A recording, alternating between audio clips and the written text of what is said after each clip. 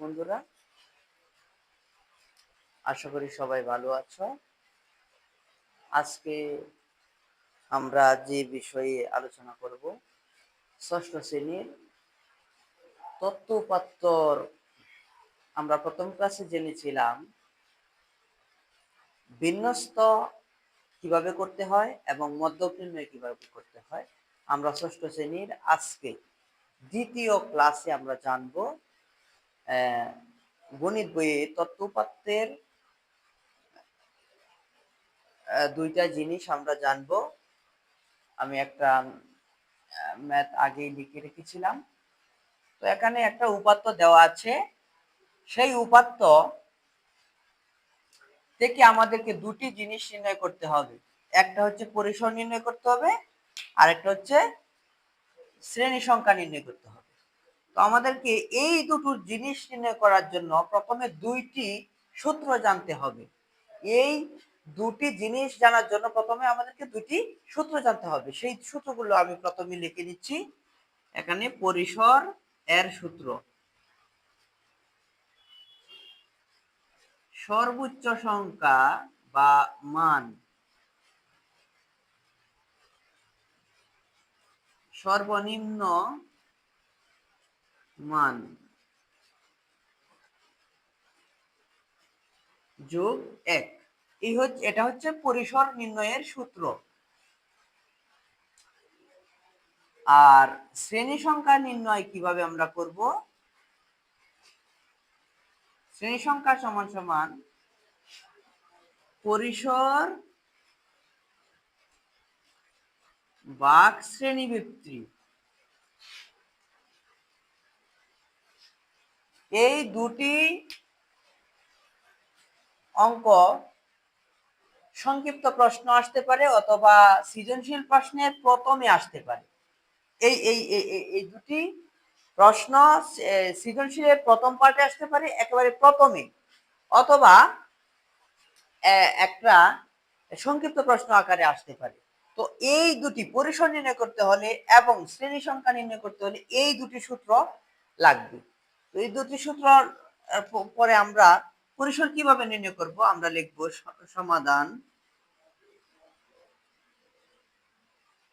সমাধান পরিসর সমান সমান, এই সূত্রটা আমরা লিখব সর্বোচ্চ মান বিয়োগ সর্বনিম্ন মান যোগ 1। এখন আমরা এই সূত্রটা আমরা বুঝি আগে। প্রথমে সর্বোচ্চ মান, তো এখানে কতগুলো উপাত্ত দেওয়া আছে, এখান থেকে আমাদেরকে সর্বোচ্চ মানটা বের করতে হবে। অর্থাৎ সবচেয়ে বড় যে সংখ্যাটা আছে সেই সংখ্যাটা আমাদেরকে বের করতে হবে। তো এখানে আমরা দেখি কোনটা সবচেয়ে বড় সংখ্যা। এখানে 70 আছে, উপরের লাইন আগে দেখছি। এখানে 80 আছে, এখানে 90 আছে, এই যে 100 আছে।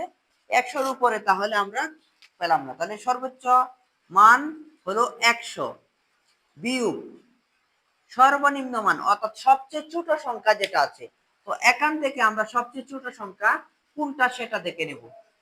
এখান থেকে সবচেয়ে ছোট সংখ্যা হচ্ছে 30। এই তো আমরা এটা যদি বিয়োগ করি, তো বিয়োগ করলে দেখা যায় 70 হবে। 70 যোগ 1 71। তাহলে পরিসর কত হলো? 71। এই প্রথমটার পরিসর আমরা যে কোনো উপাত্ত যদি আমরা দেওয়া থাকে, তাহলে আমরা সর্বোচ্চ মান থেকে সর্বনিম্ন মান বিয়োগ করে 1 যোগ করতে হবে, তাহলে আমাদের পরিসরের মান নির্ণয় হয়ে যাবে। এরপর নির্ণয় করতে হবে শ্রেণী সংখ্যা। তো শ্রেণী সংখ্যা আমরা কিভাবে নির্ণয় করব? শ্রেণী সংখ্যার সূত্র এটা। তো শ্রেণী নির্ণয় সূত্রটা আমরা অ্যাপ্লাই করব। প্রথমে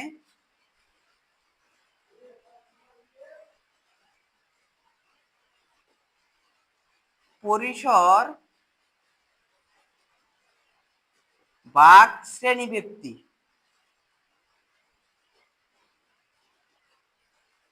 তো এই অঙ্কে আমাদেরকে শ্রেণীবৃত্তি দেওয়া নেই, এই অঙ্কে আমাদের শ্রেণীবিভক্তি দেওয়া নেই।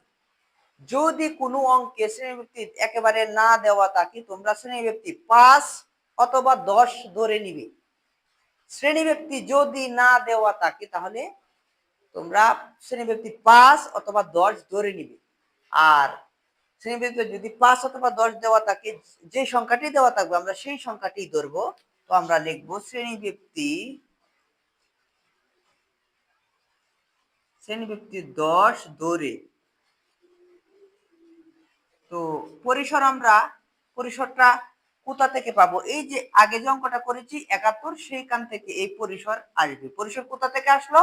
আগে যে আমরা যে অঙ্কটা করেছি সেই অঙ্কের রেজাল্ট থেকে আমরা এই পরিসরের মান 71 বসালাম। আর শ্রেণীবিভক্তি এখানে আমরা 10 ধরলাম।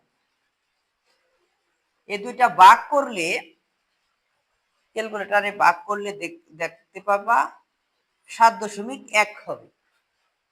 এখন এটার রেজাল্ট হবে 8। অর্থাৎ এখানে আমাদেরকে শ্রেণী সংখ্যা হবে পূর্ণ সংখ্যা, যে কোনো একটা পূর্ণ সংখ্যা হবে। এখানে 7.1 বিদায় 8 হলো।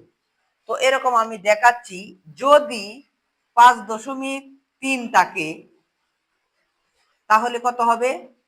বা লিখে আমরা 6 লিখবো, অর্থাৎ এই সংখ্যার পরেরটা হবে। 4.7 থাকলে আমরা কত লিখবো? 5 লিখবো, অর্থাৎ এই সংখ্যার পরেরটা লিখবো।